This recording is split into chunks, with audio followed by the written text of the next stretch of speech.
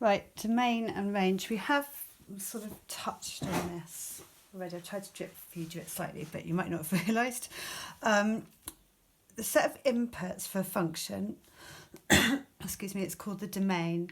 So this is kind of your x values. So they're the values you're putting in to your function.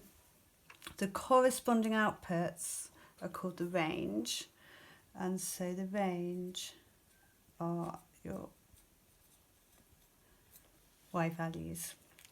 And you need to be able to find the range of a function given a specific domain. And we can think about doing that the other way around as well. So when you have a function that's defined, you will have seen this before, quite often there's a little comma and then there's some information about x, and this is actually the domain.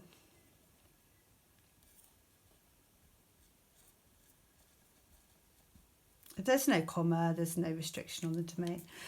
This notation here, I think we've met a few times now, but this means that x is a member of the real numbers, which means that x is any real number. And so for this one, there's actually no restriction, unless you're wanting to go into complex numbers, which we don't do in maths. So there's no restriction on x. So x is any real number.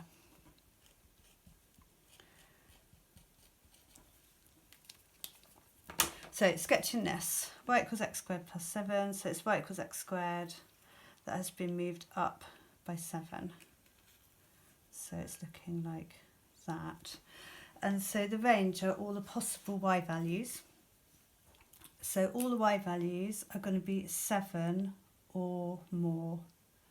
So I could do a closed circle all the way up there. All those y values are possible for each corresponding x. And so the range and this is really important, you need to state the range in terms of your function. So the range is that f of x is greater than or equal to 7. If you write x greater than or equal to 7, that is incorrect. You can always default to, this is allowed on the exam mark schemes, you can actually always write y greater than or equal to 7, and that's allowed. That's possibly slightly better. So that's the range of that function, y values. Got a few more to do. So this one, we have g of x is equal to 2 cos x, and x is between 0, oh we haven't done radians yet, have we? 0 and 90 degrees. So if I sketch that bit of 2 cos x, this is the domain. So I'm only interested in the bit of the curve between 0 and 90. 2 is a stretch scale factor. Timesing by 2 will stretch you, scale factor 2 in the y-axis. So cos will normally start at 1, but it's going to start at 2 because it's a stretch, and it's coming down like this. So when x is 0, 2 cos x is equal to 2, and when x is 90, 2 cos x is equal to 0. So the y values are ranging between 0 and 2. You need to be really careful here because this is a strict inequality and this one isn't. So the range is that 0 is less than g of x is less than or equal to 2. So it can equal 2, but it can't actually equal 0. So it's what values is a function taking on the y-axis. So it's not there, it's going all the way up there, and it does include that top bit there. You don't need to do this, just try and make it easier for you. You can put a y in there instead of g of x if you want to.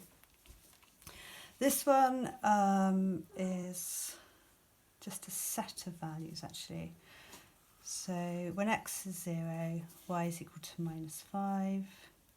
I'm not going to do this too carefully because I'll run out of time. but it's coming up through something like this. So this means that x is a member of, this is set notation, so set notation brackets, of this set of values. So x is either going to be 0, 1, 2 or 3. And so the range is just going to be for specific values that y can take.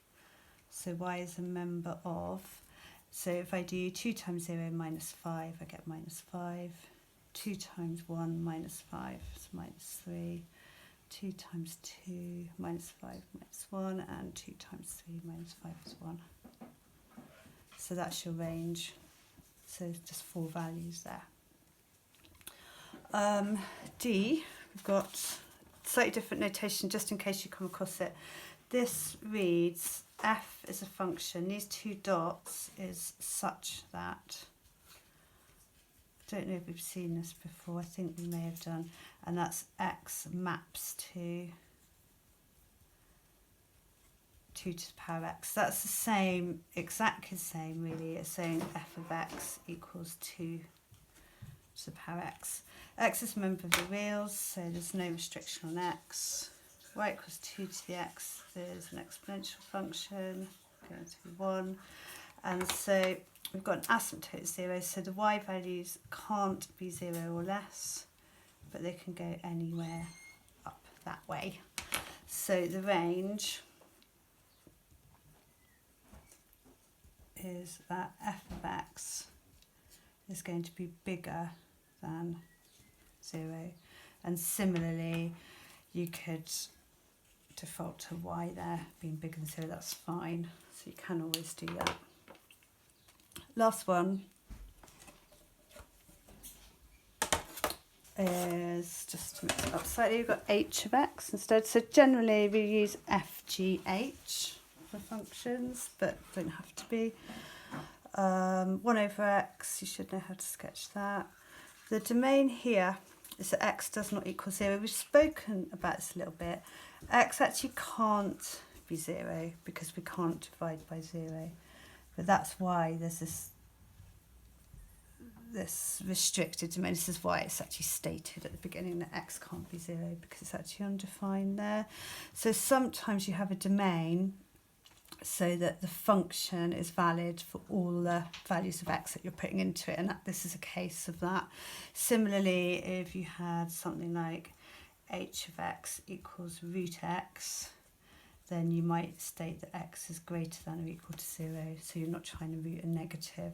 So that sort of thing.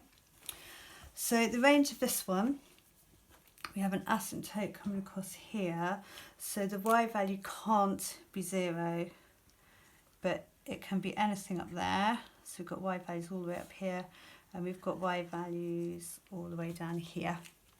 So the range, you don't have to go to town with this. You can just write h of x can't be 0. Have a go at some of those. I know some people find it picks up quicker than others, so if you haven't quite got it and you find the questions hard, please tell me. So I've done you an Office Lens sheet, so apologies for the presentation, but I think it's question 5, question 5, question 6, and then I've popped some answers on. Okay.